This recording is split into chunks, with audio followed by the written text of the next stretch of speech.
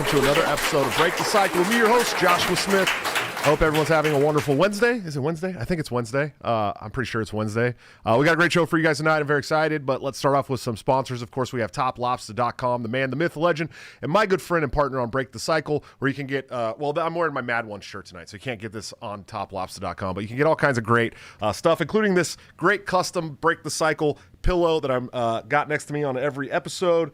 And you can get a 10% discount by using BTC at checkout, or you can join the Patreon, subscribe star, or become a member of the YouTube channel right under all of my videos by hitting join for like $6 a month and get into the private Discord server where you can get all of Top Lobster's new gear up to 2 weeks before it goes to the public at a 30% discount. Really pays for itself, man. It's good stuff. And of course, executive producers of the show, anthemplanning.com, for all your emergency and crisis planning needs. Check them out today, see what they can do for your business, home, or personal life. They're doing a wonderful job that the government has historically sucked at, much cheaper and much more efficiently. Seriously, guys, if you own a business, check them out. They're awesome. I promise you will not be disappointed. Guys, we've got a pretty dope show for you tonight. I'm excited. Several months ago, you may have remembered that there was some kind of beef going on Twitter, and I looked into this gentleman. Seemed like a cool guy, combat veteran, savage Twitter troll. He is the bane of Lolbert's existence. He is Mr. Gruntpa. How you doing today, sir? Uh-oh. I lost your audio, buddy. Are you muted? I put myself on mute because I farted earlier. I didn't want to break your podcast. That's so cool, man. I am here, and I am making it, so we're living. Nice, dude. Well, thank you so much for checking it out and coming to hang out with us. And I'm sure there'll be a lot of people in the chat excited to see you. But let's start off with your journey, man. Your military service. You're combat vet. I know that some of this stuff was called into question recently. So why did you join and what'd you do, man? You know, this is like definitely gonna anger the Lolberts, but I actually joined because I was overcoming, like, at that time, like I was kind of a leftist. Like, I actually believed like in what the left stood for, and wanted to kind of free the oppressed. And yeah, I had no interest really in like saving Afghanistan or Iraq, at least initially. Like, I just joined I don't know, just to fight, just to try to make something better. And I was kind of getting into conservatism, kind of getting back to my roots and how I was raised, and felt like that was a good place to go. It would teach me at least the skills that I thought one day might be necessary, still do think. And so, yeah, I think I joined at 19 on October 28, 2003. Oh shit! Yeah, so right around the same time I joined. I joined not long after 9/11, and I always forget if it was 2003 or 2004 when they declared war, George Bush, on Iraq. It's 2003. Was it? I know. Yeah, I mean, I joined right after. I think it was April 2003 is when we invaded Iraq, and yeah, I mean, watching like the statue of Saddam get pulled down and stuff, man, that was powerful propaganda. It got me. Did you see that? So you joined after that? Yeah, I joined after that, like, and was like in the delayed entry program for, forever, like sure. 9 months or something. Sure. Yeah. And I was telling you before, I joined not long after 9/11, and it was like boot camp. And I remember because we weren't at war, like when I went to boot camp. You know what I mean? We weren't at like a naval war. You know what I mean? Mm-hmm. And I remember thinking like, the Navy, this is gonna be easy. I'm gonna be fine. I'm gonna get to see all these countries and shit. And they like march us over to the drill hall and set us all down in the bleachers, like every division. And I don't even remember who it was that came in, like maybe the CEO of the base, but he came in and he's like, I just want everyone in this room to know that you're going to war. Everyone here is going to war. And I'm like, oh shit, dude, what the fuck? Like, and then I started thinking about it. I was like, I'll be on a ship. I'll be fine. But yeah, we went, I went to my first command. I mean, it was like boot camp, school, boom. I was on my command and we were out to sea. It was almost, I mean, probably 6 months altogether, less than that. And I was gone. And, we were supposed to do a year-long world cruise on the Connie. We're supposed to do Hong Kong, Singapore, all these Australian ports. I mean, I was so excited. I was a 19-year-old kid, super stoked. Yeah, sounds cool. Yeah, you hear all these stories about all these different ports. You're like, this is going to be awesome. But we did Hong Kong, Singapore, pulled into the Gulf. George Bush declared war on Iraq, and that's where we stayed. I mean, we planted our ass there. We were running like 36-hour flight ops. The birds would leave and come back all day long. And I think we dropped like 100 million tons of ordnance on Baghdad or something like that. Fucking some ungodly number. But we were the shock and awe campaign. I mean, our battle group was, I mean, there was 2 battle groups, but ours was the biggest part of it. And then we were relieved by the Lincoln, I think, when we pulled out of there. And it was like Australia and then home. That was it, you know? So I didn't get to go and see all the countries I thought I was going to see. But so you were in Iraq and then also Afghanistan, right? Yeah, Afghanistan first, and then technically Iraq twice, although it was really only split by like 6 total days, I think. Like I came back a little bit earlier. It's kind of a weird story, but yeah, basically Afghanistan and Iraq technically twice, but really just once. What were like just like a really short break. What were like the differences between those 2 wars, man, for you? Could you tell us some? Yeah, I hated Afghanistan like from the first second I was there. I was also like, so, you know, part of the story is like I signed up to be special forces and I actually got caught drinking underage. Oh, good. In Fayetteville. And so like they were nice to me though. I'd already completed selection in SWIC. And so they just said, you know, come back when you're mature, go to the 82nd, go somewhere and yeah, become a man. And so like I went to the 82nd and was there not long, and we went to Afghanistan. And because I had a secret security clearance, because I had like high GT and a bunch of other crap that didn't work in my favor, I ended up in the S2, which is the intelligence section of that battalion first. And working in that intelligence section, I ended up working HUMAT. So like we had a like what they call a tactical HUMAT team, and so I acted as like really just like a go between that tactical HUMAT team and like the line companies for my battalion. And yeah, so it was just like a lot of meetings with local warlords, tribal leaders, police chiefs, like just basically a bunch of. Is this a family show? I should ask this up front. No, not at all. You're free. Okay. Free to cuss all you want, buddy. Just yeah, good. I mean, I said shit on Braxton's podcast and I still feel terrible about it. But yeah, just like a bunch of greasy motherfuckers.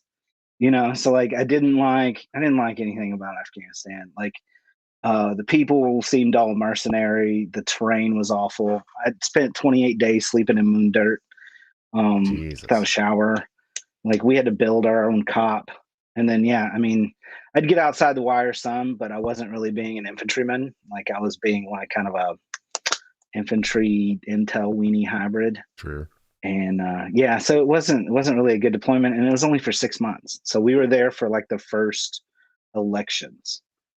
But at that time, like it was really quiet too. I'm also going to point out, like my service in Afghanistan wasn't really eventful. I mean, there were some ticks, but I wasn't in any of them. I mean, I got that CIB when I was in Afghanistan, but that was because some rockets flew over the FOB and somebody put me in for it. Jeez. Like it was total bullshit. Yeah. I was pissed off about it, but you know, apparently you can't say no to a CIB. I had to take it. But yeah, that was Afghanistan. So like I didn't enjoy it, didn't enjoy the people, didn't enjoy the terrain, didn't enjoy the mission. Basically didn't like any of it. And so we came back, and I think we were back like 9 months, and I was headed back to SWIC at that point. Like I had done my time since I wasn't NTR'd, and I was told selection was good for life at that point. I was on my way back, but I had sergeant stripes by that point. I had a CIB that I didn't earn, and I knew I didn't earn, and I kind of felt weird about it. And they were offering me, you know, I could pick any company I wanted down on the line, go and be a team leader there. And yeah, like we had somebody that worked with me in S2 came to me and said, our battalion's going to be the first battalion selected by JSOC to do like long duration raids, like 3-day raids and air assaults. And so they were like, you know, do you want some of that? And I did. Like I told you that was like what I'd signed up for. So we ended up doing that. So like we were part of that mission. We did that for 6 months. It was a pretty rough tour, I guess. Like I had to come back. I got a Red Cross message, so I came back like a month early than we were supposed to. Handled my family business, waited for everybody to get home, everybody got home. They released us on leave. I think we had 14 days, and on the 6th day, they called us back in Wow. because Big Army was about to do the surge into Iraq. And we were the first battalion, I was told. I don't know if that's true. I mean, don't quote me on that, but we were always told we were the first battalion in on the surge. So, I mean, there were signs at Green Ramp over in Bragg that said, like, welcome home. Oh, And wow. we were like getting back on birds. So, did 11 more months of that um, in Baghdad. And yeah, then came home. Wow, that's wild, man. There was a time in my very short boot camp service that I was thinking about going special ops too, because they had the dive motivator in boot camp, and I was like, oh, I could do this. You know, I want to be EOD, and you got to be pretty fucking retarded to want to do EOD, man. That's scary shit. So I'm a little. I know some EOD dudes. It checks out. Yeah, I'm a little crazy. You know, I was like, oh yeah, that'd be fun. I definitely want to do that job. I went to the dive motivator like twice and then decided it wasn't for me. So. More power to you, man. Swick's badass. Those guys in the Navy, they get to drive all the good shit, all the fun things. So I don't know. Yeah, I mean, there's occasions where I'll think about like what could have been, you know, but like the truth is, you know, I enjoyed my time in Iraq probably more than I enjoyed any of my service. Like I mean, it sounds strange, but I actually had a good time in Iraq, and so. But once I had finished that, like I was an E6, like I was already becoming like a platoon sergeant when we were coming back, and yeah, it just wasn't really doing it for me. Sure. Like I didn't see where it would, and I talked to my buddies who had made it through the Q course, and you know, had got Green Berets, and I asked them how they were liking it, and it was really too mixed. You know, some really enjoyed it, some didn't. You know, Yeah. and yeah, at that point, I just like, fuck it. I'm like, oh, I'm gonna make this shit work for me. Went and got my degree. Nice. Went to work. Smart man.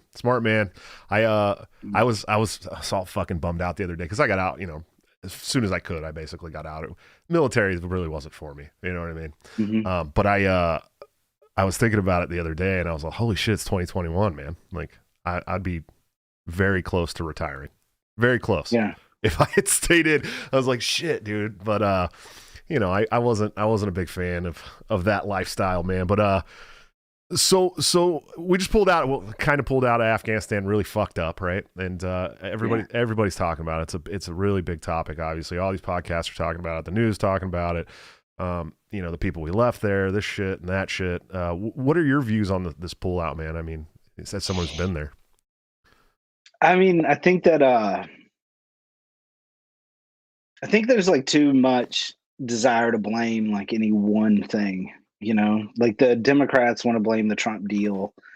Republicans want to blame Biden. You know, most of the veterans I know, and it includes myself, is like, I want to blame the generals for just lying their way through this shit. Like they really set this whole thing up for failure. And it doesn't matter who was elected.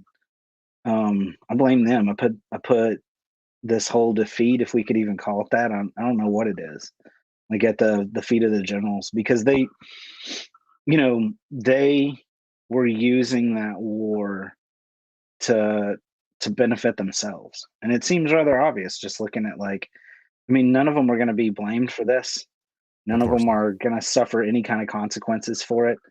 And you know, politicians are going to just, I mean, man, they're just going to spin events in their own favor, both sides. Sure. um but yeah, I feel like it's the general's fault, and yeah, it bothers me. I mean, I think that, but I think some of it's not intentional too. I'm afraid that a lot of people believe that it was intentional. I mean, I can see how it happened. Um, Not saying that like we couldn't have stopped it. We absolutely could have made a better withdrawal. We could have made a better setup. I mean, we also could have left in like 2004 when we knew for certain Bin Laden wasn't even in Afghanistan. Right. Right. Like, I mean, there's a lot of that shit. So from hindsight, man, I mean, it's easy to say, you know, coulda, shoulda, woulda, but Yeah. it's disappointing. Well, and I was going to ask you. I mean, have you looked over the? Have you looked over the Afghanistan papers? Have you ever like read them in depth? Not enough to be able to like remark on them to Sure. say anything that, like, Yeah, you know, it's fucking wild, like dude. cogent. I mean, the Pentagon, everybody knew like there was no way that we could win the war there. The terrain was too fucked up. I mean, Russia had already been, Russia had already kind of had to concede and leave, and we went in there knowing that there was just no way it was a winnable war. They told the general public that that we could, and we were going to go over there and kill the Taliban and this and that and this and that, but they knew from the start that we couldn't, and that's gotta fucking burn up like Afghanistan vets to know that shit, man. Like, it's got to. But like not really, because I bet any Afghanistan vet made the same conclusion. Like, they didn't need any leaked documents or anything to tell them that it was like a failed effort. I mean, like I said before, I was there like a long time ago, right? And I knew for certain that it wasn't going to work out. And I think that, like, I'm going to always caveat, like, I'm a nobody in this war. Like, it's not that I knew a lot or had special information, but working with those folks and seeing like how hard it was to get them to care about their own country and about their own government, and then just reading like the demographics. I mean, keep in mind, Afghanistan is not, it's a Western invention, so to speak. Like, it's some lines on a map that were produced in a drawing room in, I think, like Vienna or some shit. Like, nobody in Afghanistan has any state interest in the nation of Afghanistan. Like, there are portions of the world that they control that some of them, collide with multiple states outside of Afghanistan, and no demographic there has a majority. I think that, like, it's the Pashtuns, Tajiks, and Uzbeks. Maybe I'm missing one, but like, I think they're all at like 30% with the population, and they play each other. Like, it's 2 versus 1 for a little bit, then one will double cross the other and switch sides. And I don't think that there'll ever be a nation of Afghanistan, and it seemed obvious. Like, see, that's a perspective I've never heard. That's pretty crazy. I didn't even think about that. I knew that there was like different demographics there, but I never really thought about them not having like any stake in a nation of Afghanistan. I mean, and that's the thing. I mean, you'd get them to. They wanted some money. Like, typically they'd want some money for like this, like, there's this like wasta is what it's called, right? Like, in this wasta is like their ability to make connections and like be like the big boss. Like, and so like they want some money so that they can distribute. They want some projects, we're going to build a road, we're going to build some schools, but like, most of the contracting's handled through them. I mean, it's like dealing with a bunch of small mafias, like very small local mafias. And that's how that tribal system works. And that's what they're used to. And you can try, I mean, they have cell phones, right? Like, they have some Western clothing. Obviously now they have a lot of Western weapons and technology, but they're still like fundamentally very different people. And so there was no incentive for them to buy into what we had as soon as we turned off the money. Sure. Well, and you talk about the Western weapons that they have. I made a joke the other day on the show about them having Blackhawks, and I'm like, don't worry, they won't have them long, because they're like the most down aircraft in the military, and those guys don't know how to fly. So it'll be very interesting to see what happens there. But, I mean, some of them know how to fly, but yeah, I think I saw the joke today where somebody was like, it's a bunch of spinning parts around an oil leak. And as soon as you turn off the maintenance hours of that thing, it's like it's going to crash to the ground. Yeah, I heard that it's a rumor, but I heard that they were already looking for Americans to like help them with the maintenance on the Blackhawks, and I'm like, it's over. Like, they're not going to have those things very long, man. So that's their Air Force. Yeah, I mean, we now. say that. It's funny though, because like, I can remember in Afghanistan, like, we'd be on like these long convoys out of Bagram, like, because I was in Maidenshar. Sure.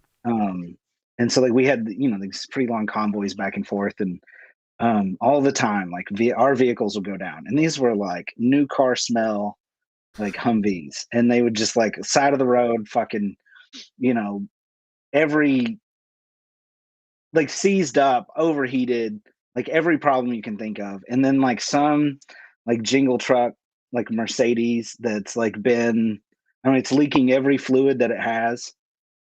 Is just like chugging right along with. I mean, just overloaded on every side. I mean, they can make things work when they want to make it work. Yeah, military mechanics. I don't think they're going to be able to keep a crash hawk in the air, because we could barely do that. But yeah, a lot of that equipment, man, it's going to serve them well. It Oh, won't I'm clean sure, it. man. I mean, they got millions and millions and billions of dollars worth of equipment for sure. And you were Yeah. talking a little bit about how people didn't, the people in Afghanistan didn't really have a stake in the nation of Afghanistan. I was, everything that I know about Afghanistan, obviously I've been told, or I've read through the news, or I've read from like antiwar.com and stuff like that. But we trained 300,000 troops in Afghanistan, and there's what, 70,000 Taliban members or something like that. I've heard this. And we we spent 20 years training 300,000 troops and given all this equipment and weapons and stuff, and then they all laid it down and took off when the Taliban came running. Man, I mean, is the Taliban? Have you ever had any run-ins with like legit Taliban while you're there? I don't know. I mean, I feel like that term is like a term that we use To scare people. to them it may or may not apply. I mean, one of the problems with all of it is like their culture is very alien to us. And, what we might call, a Taliban, like they might just say that there's some kind of local moosh. Taliban seems to be like there is a group called the Taliban, and there are people who call themselves Taliban, but then there's a lot of people that just fucking don't like Americans. Sure. And they're going to shoot at you. And if you were going to call them Taliban because they shot at you and you're in Afghanistan and you're a soldier, but do they believe everything the Taliban does or not? I don't know. You said we trained like 300,000 soldiers. I think we paid 300,000 men. Like there's a difference between saying that we trained. I mean, and maybe in trained. I mean, to what degree? I know that they would all muster for payday. Right, like they would all be there on payday, but for like patrols and training, and I mean, you'd be lucky to have half of them there. Oh. And I don't think that we train that many. I think we have that many on our payroll, and I think that many again would show up for payday. But whether or not they were ever going to fight anyone, or on our side, I don't know about that. I wonder if that's one of the situations like the government efficiency situation. So the first time I realized how inefficient our government was when I was in the Navy, and I was talking to some admin guys, and I was like, "Hey man, can I get one of those pins?" He's like, "Do you know how much we pay for those pins?" And I like found out that the military pays like $4 per BIC pin, right? Like per. Yeah, well, it's a skill craft, right? Like it's the black. Yeah, it's a skill craft pin. They're a nice pin. Yeah, but they're like $4 or $5 nice. per pin, and it's like this is when I first started getting into like how the government spends our money, and I started realizing like every department of the government gets a budget, and if they don't spend their entire budget, their budget won't be that big the following year. And so they have to spend all their budget, and they have all these crazy government contracts where they overpay for all kinds of shit so they can keep their budget where it is. I wonder if it's another situation like that with the Afghan soldiers, we trained 300,000. Well, we paid 300,000, but we didn't you know what I mean? I wonder if it's kind of that same situation. Oh. Yeah, I mean, it is like that. I mean, and I think that this goes back to those generals, right? Like our mission was to make an Afghan army, create an Afghan army, say that they're, they actually are supposed to train them, create an Afghan army, train them to fight the Taliban, like give us enough time to get the fuck out of there. And the general's like, yes, sir, right. Fucking pull that off. And they, there's so many layers of people between like that frontline soldier training, like Afghanis, to that general. And every person is going to wash that information a little bit to clean it up. So that by the time it gets to the general's like, fuck yeah, sir, we got 300,000, like hard charging Afghanis, like fucking ready to go, ready to take on the Taliban. Like, we can leave Bagram and we can do all this shit. And like, we're going to be fine. Like, this is hell yeah, sir. And, for the politicians, I mean, fuck, dude, Biden doesn't even know what flavor of ice cream somebody fed him today. No shit, dude. And, and you got Trump. I mean, look, I voted for Trump this last time. I didn't vote for him the first time, but like, I'll even admit it. Like, I'm sure everybody hate me for it, but but Trump wasn't that fucking smart. I mean, look at the generals he supported. They were taking him away from shit and hiding information from him and talking to the Chinese behind his back. Like, you can't blame these politicians. Like, but the generals, man, yeah, they could have intervened and figured it out. But I mean, it's just a fucking mess. Sure, and they actually got a $5 super chat from Daniel 3 Biblical Anarchy. He said, "Are military leaders more corrupt or inept?" So that makes yeah, like so. There's like a famous speech, and this is like now I'm quoting a socialist, but like Milyakov in like right before the Russian Revolution, he gives a speech about like the war, like the First World War, and he says like, was it like stupidity or was it treason? Like, and just like this, I mean, were they inept or were they corrupt? What's the fucking difference if the outcome's the same? right.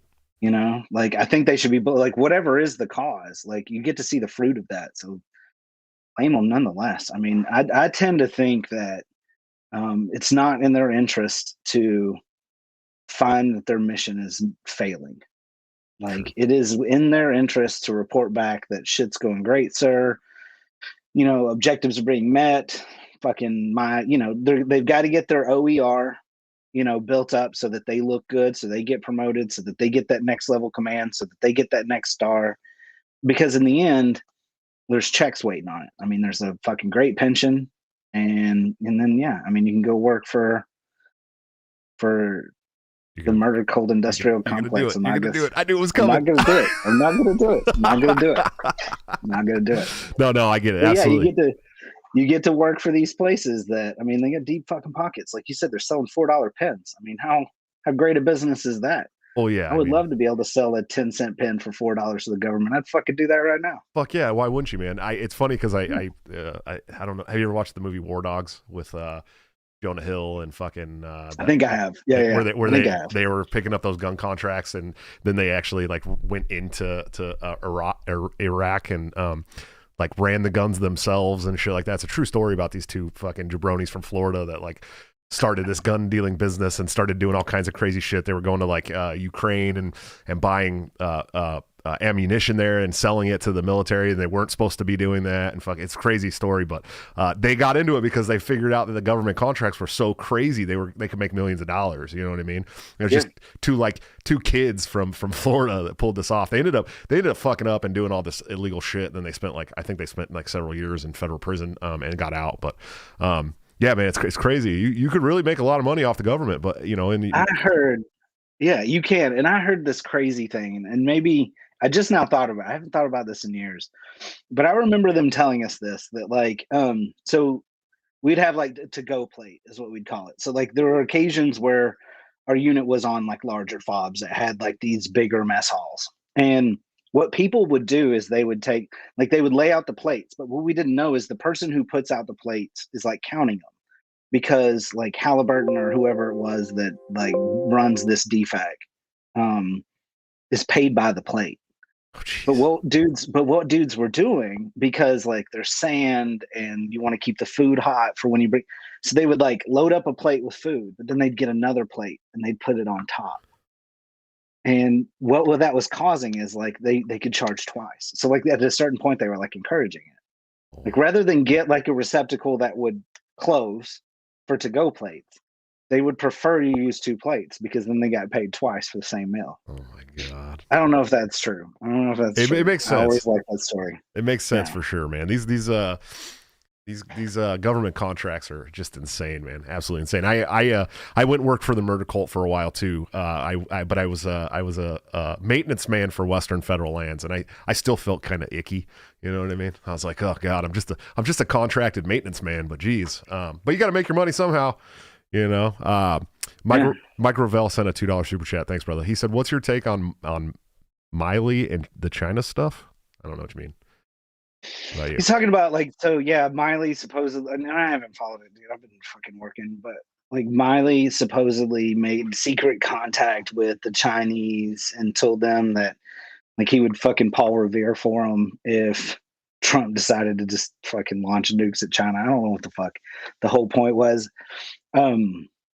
I don't buy.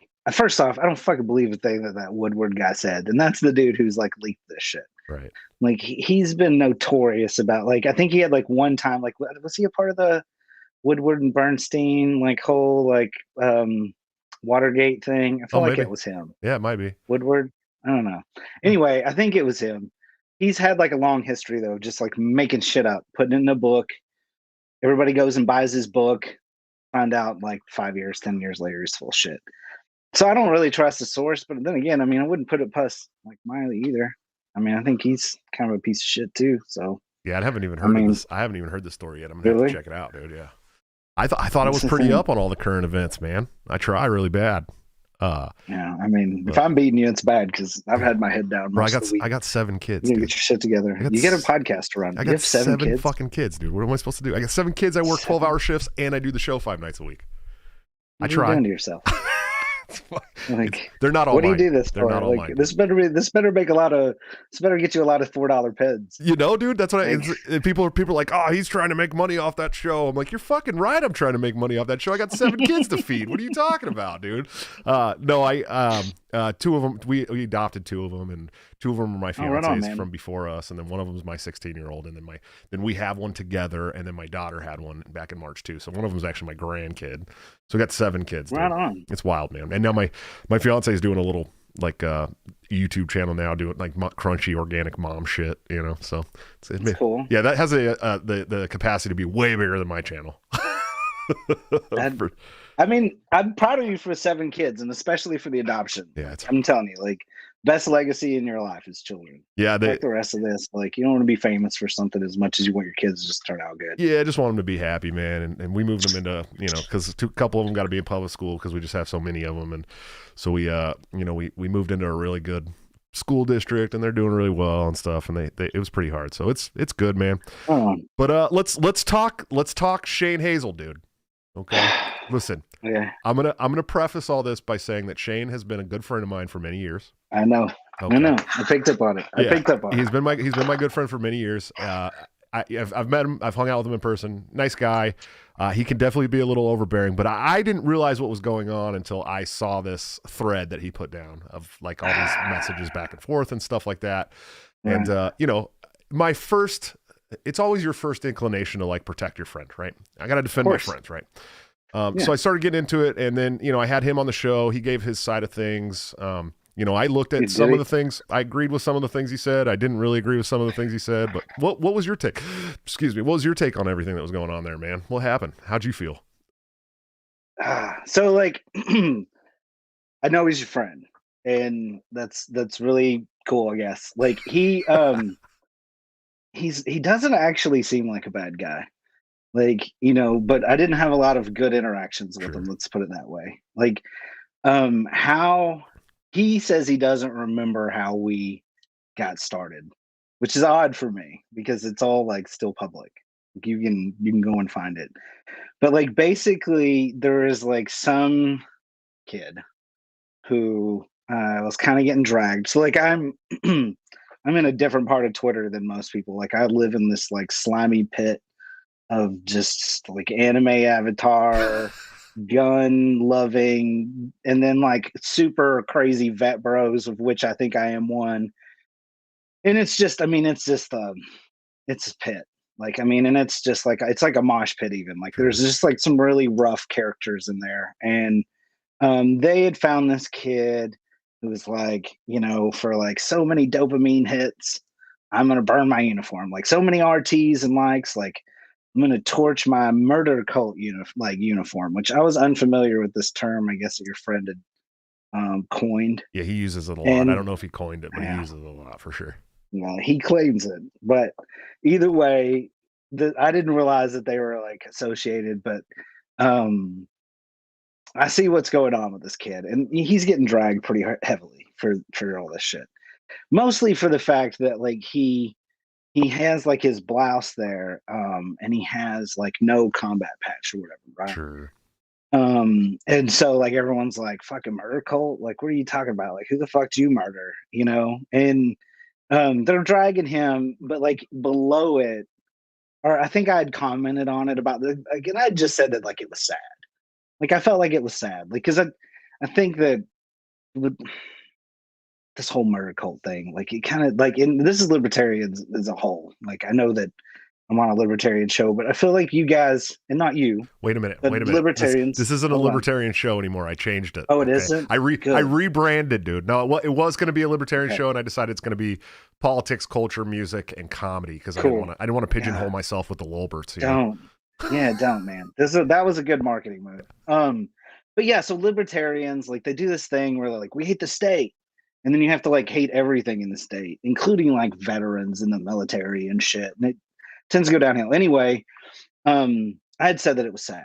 And it was because he was in the 10th Mountain. Like, he had on his other patch, like a 10th Mountain patch, like his unit patch. And I got a lot of respect. I mean, they're legs, you know, like I was in the airborne. So I tend to say that anybody that's not airborne isn't shit, but it's not true. Like, the 10th Mountain is a pretty squared away unit from my experience and who I know. And yeah, I just said like, oh, this is sad. And somebody else commented. But and I think somebody had said that it was like a dishonor. And then like Shane came swooping in with like his murder cult shit. And I've got the tweet here, but like I don't think I have to read it. But more or less, he's just like, you know, is this, you think that's a dishonor? Like, the bankers and the corporations, which is ironic for an entirely different reason that I don't feel like exposing, but in the government, like, that's the true dishonor. And you know, we were sent off to murder cult indoctrination camps. And I mean, it kind of goes like off the fucking deep end of the Lolbert nonsense, right? Like, to where like you call public schools indoctrination camps. And I get the metaphor, you know, like, I'm not saying it's not a little clever. And I like some of this like bombast and hyperbole. Like, I think that it can kind of like cause people to think about things differently. But um when it's like really believed, that's when it like looks fucking stupid. And so all I said is I retweeted Shane and I just said that Lolberts are back on the goop. That was literally all I said. Um and yeah, like the next thing I know, he's like, "You want to come on my show? Do you want to come on my show? Do you want to be on my show?"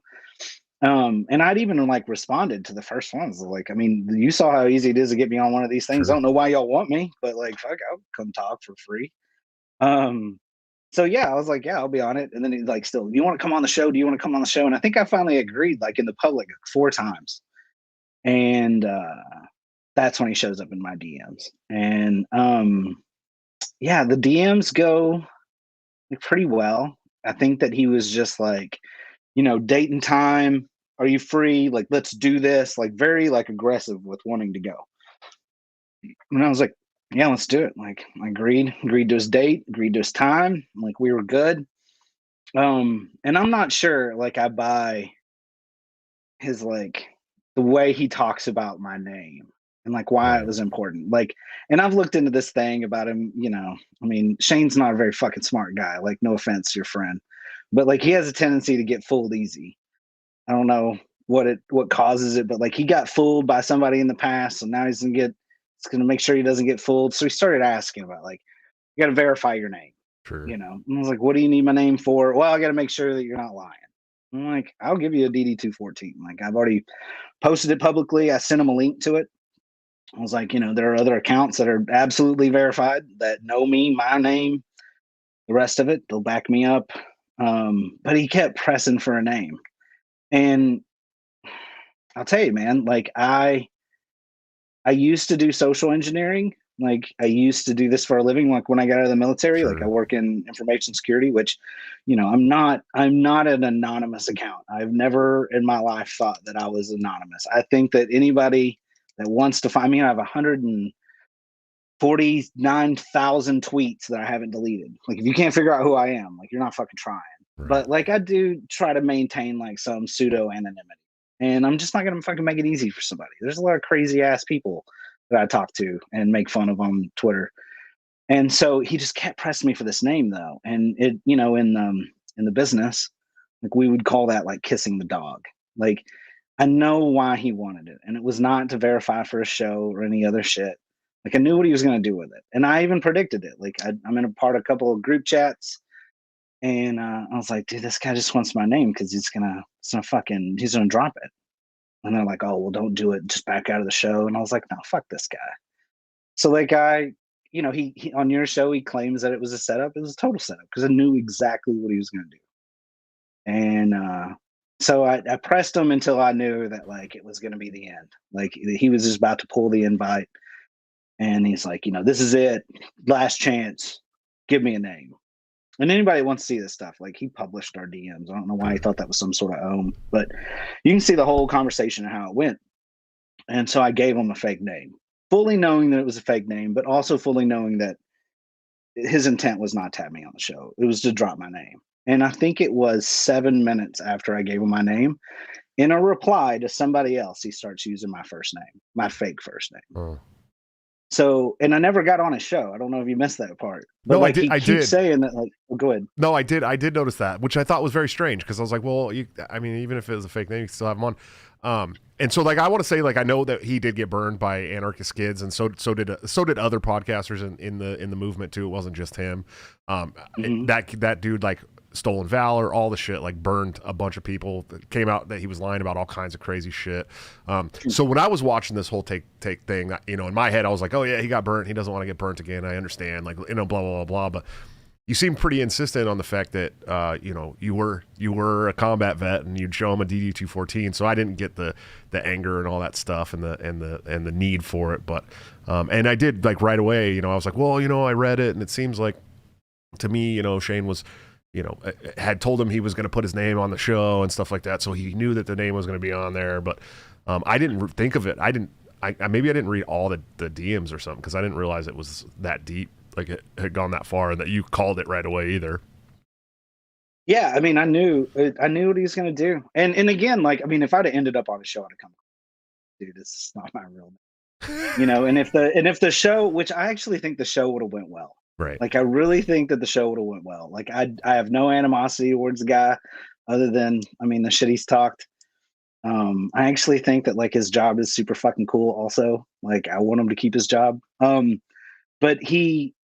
But yeah, like, I gave him that name knowing what he's going to do. And up until, like, the day, I didn't come clean about it not being my real name until our date passed, where I didn't get to be on a show. And that's when I was like, okay, well, I gotta tell everybody it's not, Carson Wells is not my real name. Right. And the part of why I did it is just, like I said, I knew what he was going to do, and I knew it wasn't going to get me on a show anyway, because, like, ultimately I think that we knew enough people where they were like, you don't want to fucking go on the show with Grandpa. Like, he's not going to go well for you. And I think that he just wanted a way out. I don't know. That's wild. We'll never know. I remember thinking, like, why didn't they have that show? You know what I mean? Because you were still going to go on there, and I don't know why. I didn't know why. Still go on there. I'm still going there. I'd still go on a show. Shane, I know you're watching this, buddy. Have him on, man. Do the right thing. Do the right thing and have him on, dude. Oh, I'm sure he'll check this out. I'm sure he will. So do you think you'll ever get that talk with Shane? I don't know. I mean, I'd welcome it. I still don't even know what we talk about. I made jokes about it afterwards. Like, I don't know what we'd talk about. I think now we have plenty to talk about. Sure. Like, I have plenty of questions for Shane. Yeah, it'd be interesting talk. Yeah, he is a very interesting. I mean, because of the way things went, and again, like, having my name I always thought was weird. I'm going to point that out. Like, let's just say he had my name and that was my real name. Like, was he going to, like, FOIA my real name and, like, find me and, like, he didn't allow himself enough time. Like, the FOIA request wouldn't have gone through in order for him to get, like, my bona fides. Like, I'm not sure if my name would have been enough. I mean, that's what, like, I worked through this as he kept asking, because he was very insistent about it. And it seemed very, like, tertiary information to what we were going to discuss. Like, it didn't seem like it was important to what we were there for. So yeah, I don't know what his plan was or why a name was going to get me. I mean, whatever dude burned y'all before, if you'd have known his name up front, how would you have known that he was a liar or not? I mean, I can obviously talk shop. I have, like I said, DD-214s. I have fucking people who, can vouch for me that know me. Yeah, none of that stuff was requested though. Like, none of that stuff could have been instead. It was just like that we wanted my name. And then, minutes after having my name, he's telling Braxton, Carson's going to be on my show. Do you want to be on it? There's no reason for that. Sure. And then, but the back end of this is just like, people fucking lost their shit on him for that. And I was very careful about, if you look at the replies that I had associated with that, you'll see that, like, at no point was I like, trying to make it into a bigger thing. Right. But I was pointing out that it was like obvious what he was trying to do. Sure. And it was shortly after that, yeah, he just went on like a blocking spree, and then he had his like weird meltdown show where he tried to talk about anonymity, and then by that point, people had started digging into his shit, which, wow, that dude's got some skeletons for like all the shit he talks about murder cult. So yeah, man, I think it just like, I don't know. Shane Hazel just steps on his dick with golf shoes like over and over and over throughout that entire thing. And I never got my show, man. It was all for nothing. I don't know. Shane, if you're watching, man, you should still have Gruntpa on. I think it'd be a good show. I think you guys need this show. I think you need it for catharsis. I do. For catharsis. I do, man. Don't threaten me with a good time. Like I'd come on Shane Hazel's show. I'd love to. Well, I like to run a fair show around these parts, so I was happy to have you on, and there's only been one person on the show ever that I brought on as a total joke, and then kicked him right off, and that was last Friday. So I had it was the founder of Fakertarians, who used to be a good friend of mine, and then decided to start telling everybody I was a Nazi sympathizer in public, and called the LNC, wrote an email to the LNC and tried to have me removed. He's got a group where people attack my family and shit. So I was like, why don't you come on my show, buddy? Come on my show. It'll be fun. And he was on for about 5 minutes before I threw him off, and then had Tower Power Hour guys come on. It was pretty fun. Yeah, people are mad at me.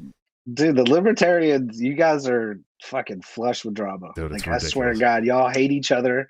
You're like the fucking Taliban, man. You guys hate each other more than you hate everybody else. Like, the only time y'all could ever unite is when you're like burning down somebody else's house. Like, nobody hates Libertarians more than Libertarians, dude. Yeah, it's like a true believer society, and everybody's like trying to run for like the fucking president. Yeah, I feel like at this point I'm starting to be more post-libertarian than I am libertarian, for sure. And it's like I find myself agreeing more and more with the post-libertarians, because it's like these people, they spend their days like in the party, especially in the party. They spend their days like going after other party members. It's like all they ever fucking do. Right. That's it. I mean, we just had the chair in Massachusetts kick one of the Mises Caucus people out of the fucking party. Like, literally took their membership. Like excommunicado. Yeah, because they were being mean on Twitter, dude. Like, shut the fuck up. You can't, you know what I mean? Like, you can't do that shit. What's wrong with you? Are you fucking idiots? In the most tyranny this country has faced in my lifetime, and we're worried about mean fucking tweets kicking people out of a party that's supposed to be fighting back against the state. You know what I mean? It never ceases to amaze me, the depth these people will swing to, man. David Eves, thanks for the $10 super chat. He said Kifaru is better than Eberl stock. This is gun shit. It's gun shit. Eberl stock. Yeah, I don't know. That's a whole nother society of like the hunters who eat sushi. Oh, sure. Like, if you look at like all those companies and how they market, like that's how they do it. They're like the dudes who won't wear camouflage to the fucking supermarket, but like they will spend $400 on a bag. I'm team of stock. I like their shit.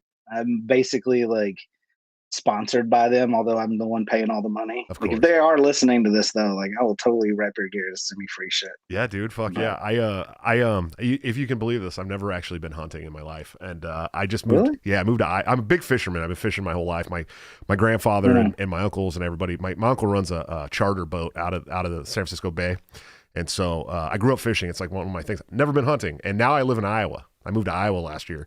It's like the fucking deer here are a nuisance. Like, legitimately, they're everywhere. Yeah. You drive down the highway and you'll see every mile there's a dead deer on the side of the road from getting hit by a truck. So I'm gonna learn how to hunt, but I want to go bow hunting. Like, that's the thing that I want to do, I think. Bow hunting? Yeah. You're gonna go into bow hunting? Yeah, it's a big thing here. They have like they have like year-round hunting here, but there's like 3 seasons. You know what I mean? And they're like, it's like bow hunting, muzzle loader, right, and then rifles. Yeah, and then rifles. And so, like, I don't know. I just feel like bow hunting would be fun, man. It feels like it's a better competitive edge for the deer. You know what I mean? Oh, it is. Yeah. I mean, I'd cheat like hell.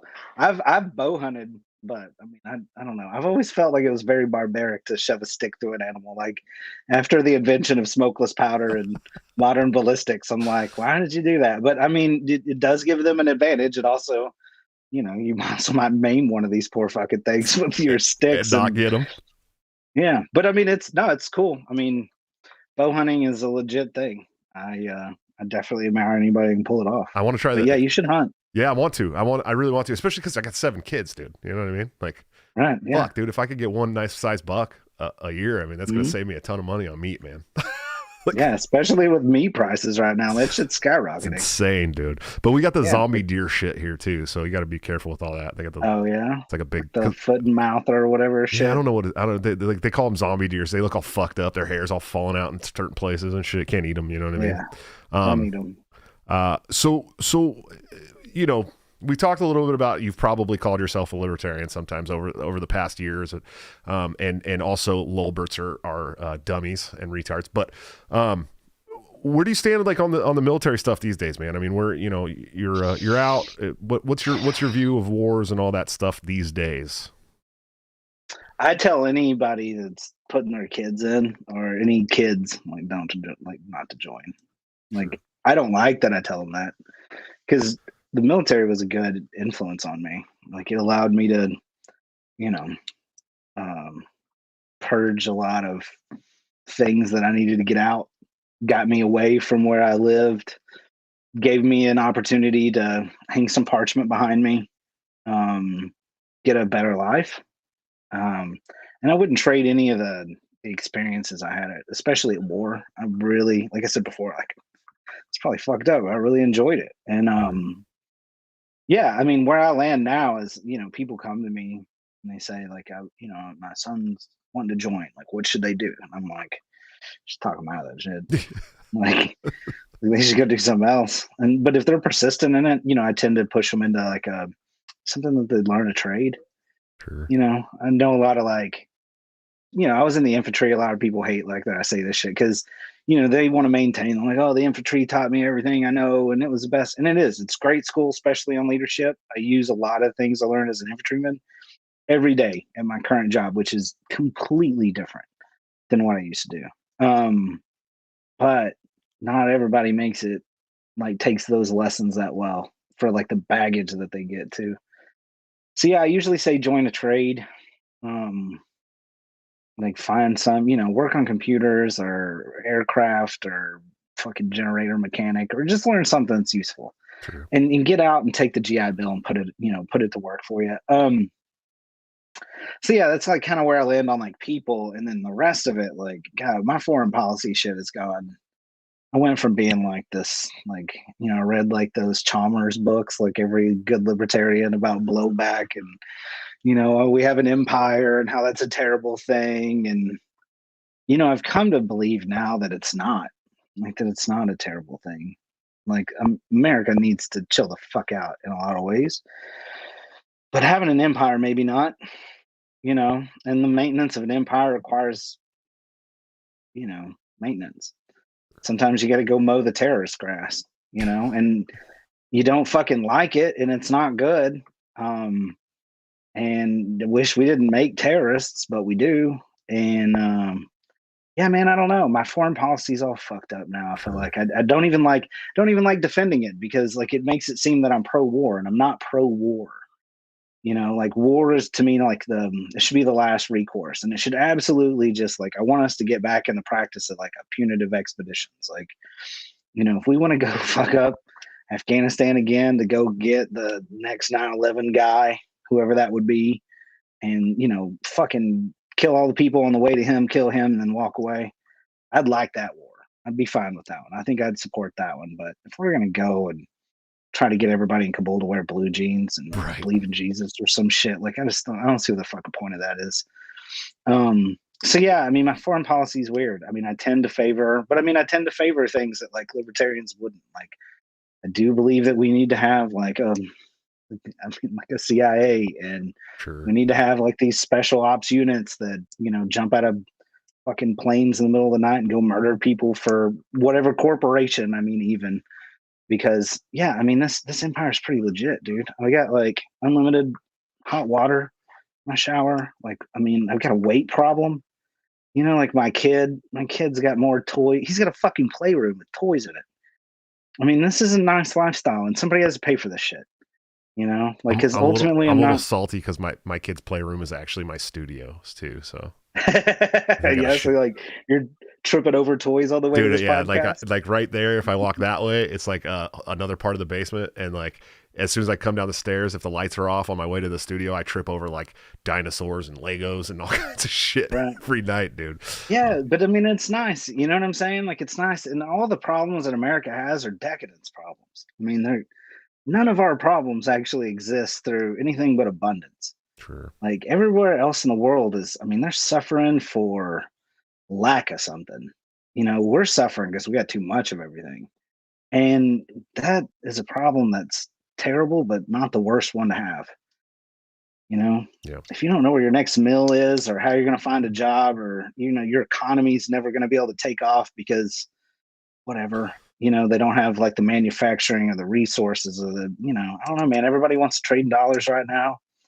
I'm kind of cool with that. It allows us to have a $26 trillion fucking debt right now, which still blows my mind and nobody can explain. Insane, but I mean, we're the world reserve currency. It's fucking benefit, you know? I'm still hung up on trying to get Afghanis to wear blue jeans, dude. I couldn't get past that part. Do you think that we will ever be able to get the Afghanis to wear blue jeans in Kabul? I think, yeah. I mean, I think eventually, like, I mean, the look what liberalism like slowly seeps itself into everything. It's fucking insane. I mean, and not all of it sucks. I mean, I'm gonna even say not all of it sucks. A lot of it sucks, but not all of it sucks. And yeah, I mean, eventually, like, the Taliban's not gonna be able to keep a lid on that shit. Right. You know, like, it's a reactionary force. Well, and the new generations, I mean, the younger kids over there are probably already secretly like, oh, we want to be like this, we want to be like that. You know, some people in Afghanistan have the fucking internet, you know? So, right. Yeah, they totally have the internet and television, you know? So that's how we're going to beat them. Sure. I mean, in the end, like, you know, damn sure wasn't shooting them. That didn't seem to work at all. Who did I just have on the show recently? I had somebody else who was in Afghanistan recently. And they were telling me that they were, I can't remember where, like somewhere in the mountains, and talking to locals there, and they had no idea what was going on. They didn't know why the American military was there. They didn't know about 9/11. They didn't know about any of that shit. And I thought that was interesting to know that there's like villagers there that are completely cut off from the rest of the world and have no fucking idea what's going on and don't care. Like, they literally don't care. Lucky them too. I mean, in a lot of ways, right? Like, I mean, yeah, you die of fucking tetanus, but you don't have to listen to the outrage du jour every day, right? And fucking comment about it. Like, it's a weird place, but yeah, eventually, I mean, they'll get 5G there. That guy will be fucked up. He'll know everything that's happening all day, like the rest of us. Yeah, he won't be able to get off his phone. That's how it works. Eventually, right. Eventually, we always get there. Oh shit! I had something really good to say. Fuck, I'm fucking up here. We fucked it up in Iran, though. I'll tell you this.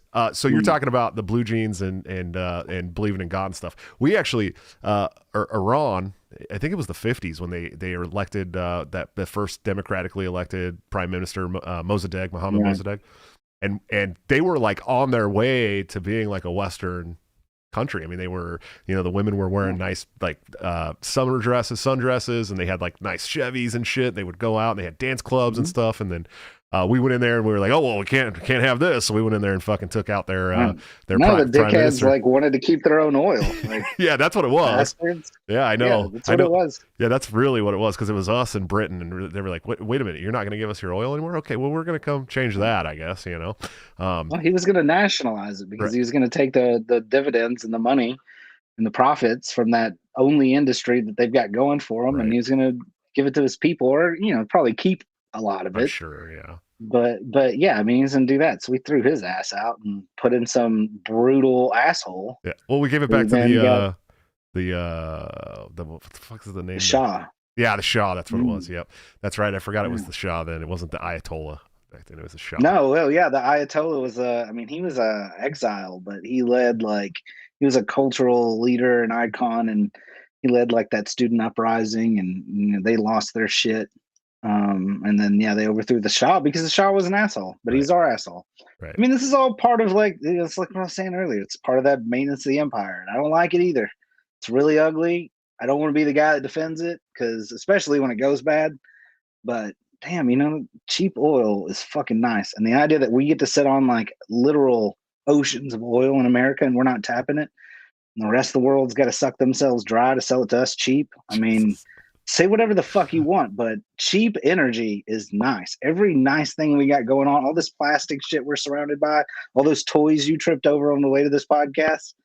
You can thank all the stolen oil from around the world. I mean, it sucks. Fossil fuels. I get it. Dude, yeah, I'm Jesus. sure. Like it's the left. The left used to. Remember when they used to be anti-war, and now they're just anti fossil fuels and Republicans. That's all it is. Yeah, they just right. Well, Gruntpa, I appreciate you coming on, man. We're definitely getting close to the end of this public stream. Can you tell people where they can follow you, support you, listen to you, all that great stuff, whatever they can do? Yeah, I don't make myself easy to follow, obviously, because I got this shitty handle. Dude, every time I read it, I had to literally look at each letter and type it in. I'm like, yeah, fuck. Yeah. I've thought about changing it a couple times, but then I'm like, no, I kind of like having this underground appeal. Like, I don't want to be easily found here. But yeah, I mean, it's the votary, but you have to replace every vowel with a numeral. Right. Because I'm an asshole. So that's TH3V0T4RY or motherfucking grandpa or Gruntpa on Twitter. It's funny. Military guys, we're the only ones that say zero anymore, I think. Yeah. Yeah. Everybody else always people would say O. Yeah. Everyone says O. It's like zero, motherfucker. If I said O, yeah, but if I said O, then I definitely would send them to some. I mean, there's probably some asshole that's the votary with an O. So I don't want to send them to that asshole's page. Come find this asshole's page. Yeah. But yeah, and then I've got the Digital Drop Zone, which is a neglected blog that I maintain, and it's got some forums and shit. But oh shit, I didn't even know about that. For the most part, man. I'm laying low. I'll have to check that out. I don't do a good job repping my shit. But yeah, if anybody's interested. We have an invite, a members invite only thing. So I've had a lot of, part of why I didn't give Dickhead my real name is I do have some people that are interested in doxing me. They're just stupid and haven't pulled it off yet. Yeah, I took the power from all the doxers away when I just went fucking completely public with everything that I do. I troll on main, man. You know what I mean? I don't give one of these days they'll get me, and then I'll just change all my shit to my real name. I don't care. I haven't said anything that crazy. Yeah. I mean, yeah. Well, I have a boss at work, and anytime somebody's like, "Hey, I'm gonna find out where you work, and I'm gonna talk to your boss, and blah blah blah blah blah," and I go and show him the message, and he's always like, "What a bunch of retards," you know? That's my boss, so I'm not worried about it. And I'm already the crazy right-wing nut job at my company, so I don't think they'd be fucking shocked by it either. My boss is way more nut jobby than me, and I'm nut jobby, dude. So it's really cool. I actually really appreciate that he's more nut jobby than me. But I was gonna tell you too, because I was asking you before we did the show about Loot Crew, but I was mixing up. What I was doing was I was mixing up Loot Crew and Goon Squad, because you're part of the Goon. That's I am an affiliate. I am not. I don't know if there's a direct membership. I've gotten I danced around with a couple memes in the past that have come around to bite me because they're bug lights or whatever, or the opposite of what a bug light is. They just attract weirdos, and then these weirdos end up putting stickers in fucking Capitol buildings, and then I get somehow associated with crazy shit. So I've occasionally said that hey goons and goon Twitter, but that was in the infancy of that meme. Sure. So I don't know if I claim them. I don't know if they claim me, but yeah, I'm somewhat a part of or tangentially affiliated with people who call themselves Goon Twitter. Nice. Which again are just fucking weirdo anime avatar, AR15.com fighters, a couple of veterans who are just assholes to everybody and weirdos. But yeah. Goon Twitter's fun. I've stepped into some Goon Twitter threads before, and I'm like, holy shit, this is awesome. It's where everybody from helicopter Twitter and Gold Core and all these things have a terrible name. It's where they all got dumped off, and it's just a mosh pit where everyone's a dick to everybody, and every gun you like is stupid, and you're fat, and yeah, it's awful. I know, it's but funny. It's fun. I sometimes talk about my love for Kimbers, and those people always show up.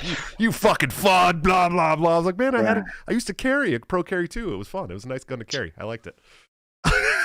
But you gotta have like, yeah, you gotta have like the basic fucking. You gotta have the same gun as everybody else. You gotta have a SIG or something. yeah, I upgraded to Glock. I carry Glocks now. I had a Glock 21 for a long time that I carried. But I like 45s too. That's another thing somebody always gives me shit for. It's like anytime I say anything about guns online, it like immediately 5 people show up to tell me how much of a FUD and idiot I am. Everybody hates your shit. Yeah, that's always gonna be like. You just gotta embrace it. Like I troll them. I shoot 40 Smith and Wesson.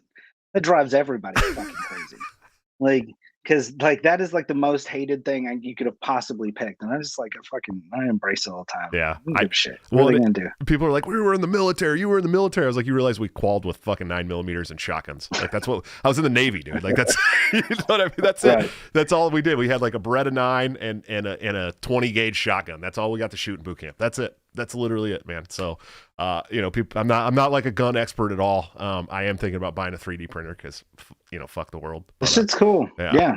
Hush is putting on a clinic all the time about how awesome that shit is. I think it's legit. Yeah. I can't wait. I love it, dude. And just how much you can print now is just insane. I saw a guy online the other day is printing fucking caseless ammo. Yeah, I saw that too, where he's using black powder. I was like, holy shit, dude. That's a game changer. I mean, if they perfect that, that's a game changer. You can't, No, the rifling of barrels. I talked to Hush on his podcast about it. Like they rifle the barrels. It blows my mind. It's insane. That like from home they can, they use some kind of weird, crazy electrolysis shit. I don't understand. I didn't go to that science class, but and if you ever need to throw away your gun, you can just melt that motherfucker. Yeah, ATF's coming banging on your door, throw that bitch in a microwave. Yeah. Like, what fucking gun, dude? What are you talking about, dude? Yeah, fuck out of here. Well, hey, man, I really appreciate you coming on. If you could give me like 2 minutes, I'll close this out. We'll get the members-only stream started. Awesome. Thanks. Do your thing, brother. All right, guys, another awesome episode of Break the Cycle. Gruntpa's super cool. Go follow him, check him out. Hang out on that side of Twitter for a while. It's a lot of fun. And, of course, check out our sponsors, toplobster.com, the man, the myth, the legend, my good friend and partner on Break the Cycle, where you can get all kinds of great hand-drawn graphic design stuff. If you guys check out my thumbnails, he hand-draws every single one of those from scratch digitally, and he does the same for all of his shirts and hats and backpacks and leggings and socks and all that great stuff that he does there. And you can get 10% off by using BTC at checkout, or you can join the Patreon, subscribe star, become a member of the YouTube channel under any of my videos here. For like $6 a month, you get into the private Discord server. You can get all of his new gear 2 weeks before it goes to the general public at a 30% discount. And man, I'm telling you, he puts something out. It seems like every other week the guy's putting something out. It's good stuff. It's all really good. And of course, executive producers of the show, anthemplanning.com, for all your emergency and crisis planning needs. Check them out today. See what they can do for your business, home, or personal life. They are doing a wonderful job that the government has historically sucked at, much cheaper and much more efficiently. If you own a business, check them out. See what they can do. I'm telling you, you're not going to be disappointed. Guys, coming up on the show tomorrow, Ashton Birdie's going to be around. She's a big name on YouTube. She's hilarious. If you haven't checked out her YouTube, she's really, really funny. I think she's taken some philosophical turns over the last few months or years, and has definitely a different outlook than she used to have. So check her out. She's funny. And of course, on Friday, my good friend Fritz from the Fritzcast will be here. I was on his show a couple months ago, and we had a really good time, so it should be a good conversation. I love the guy to death, man. He's really fun. I'll see you tomorrow for the show with Ashton. If you guys want to come and watch the members-only stream with Gruntpa right after this, just sign up on the YouTube right there. All the after-hour streams will automatically generate on your thread. There's like 50 after-hour streams or more up there, so I'll see you tomorrow for the show with Ashton Birdie, but until then, don't forget to break the cycle.